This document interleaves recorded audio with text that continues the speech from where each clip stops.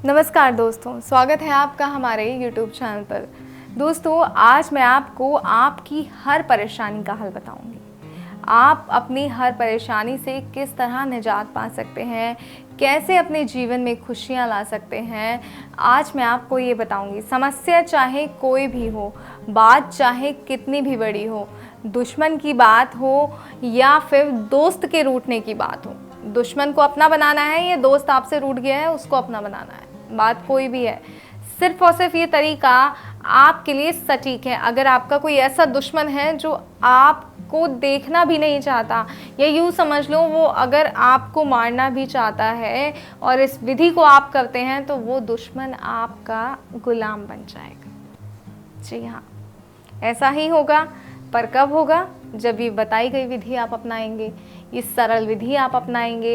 ये विधि इतनी सरल है कि अगर इसे सही तरीके से अपनाएंगे, सही वशीकरण मंत्र को, सही चीज़ों को इस्तेमाल करेंगे, तो आप सामने वाले के दिमाग पे काबू पा सकते हैं। जी हाँ, आप उस व्यक्ति के दिमाग पर भी काबू पा सकते हैं, जो आप चाहें वो उससे करवा सकते हैं। स्त्री हो या पुरुष हो, किसी को भी वश में करने का ये सबसे बेहतरीन उपाय है।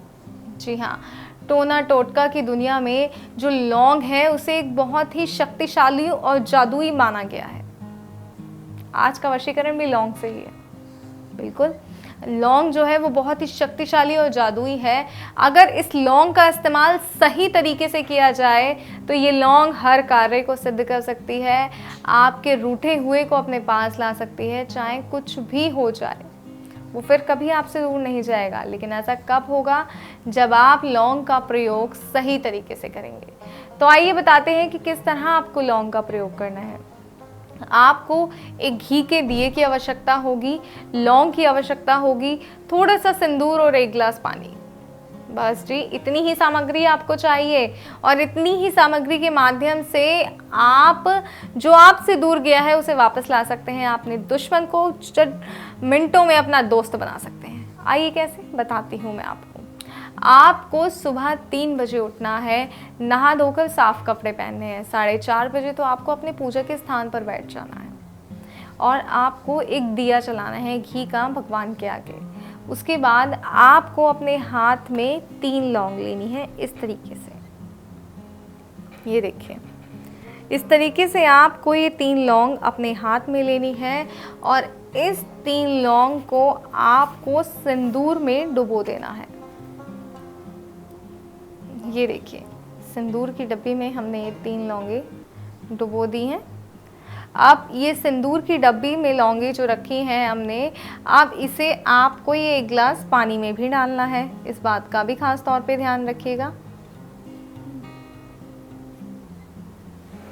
ये देखिए, ये 2 लौंगे और ये तीसरी लौंग हमने इस तरीके से 1 गिलास पानी में डाल दी है। इसमें 1 गिलास पानी में ये डालकर जो आपने दिया जलाया है, उस दिए को आप सामने रखें, माता रानी के भगवान के आगे दिया जलाएं। और ये गिलास में जो 3 लौंगे डाली हैं, सिंदूर लगी, इसको रखिए और एक मंत्र का जाप करना है आपको 11 बार। और ये विधि आपको 3 शुक्रवार में संपन्न करनी है। बस पहले शुक्रवार जब आप दिया जलाएंगे और ये जो लौंग है ये इसमें पानी में डालेंगे, सिंदूर लगी हुई, और इसको सामने रखेंगे, तो एक शुक्रवार ये लौंग सिद्ध होगी। जी हाँ, आपको पहले शुक्रवार ये लौंग सिद्ध करनी है और इसके लिए आपको मंत्र का 11 बार जाप करना है। और आइए मैं बताती हूँ आपको वो मंत्र क्या है जो इस लौंग को शक्तिशाली बना देगा। वो मंत्र है ओम अमूक वश्यम करु स्वाहा। और इस मंत्र में अमूक जो शब्द मैंने प्रयोग किया है, इसमें आपको अमूक की जगह उस व्यक्ति का नाम लेना है जिसे आप वश में करना चाहते हैं। जी हाँ, बस इतना ही आपको करना है। अमूक की जगह उस व्यक्ति का नाम लीजिए जिसे आप वश में करना चाहते हैं।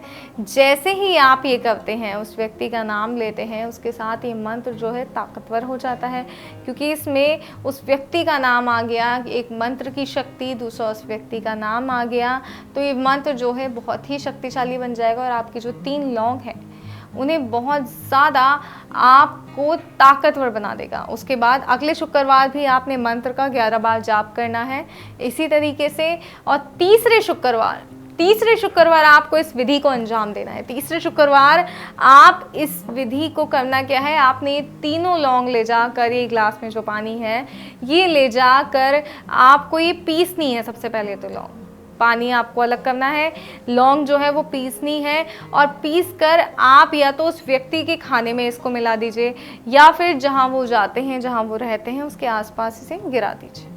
और ये जो ग्लास पानी है ये आप किसी भी पेड़ या पौधे पे चढ़ा सकते हैं।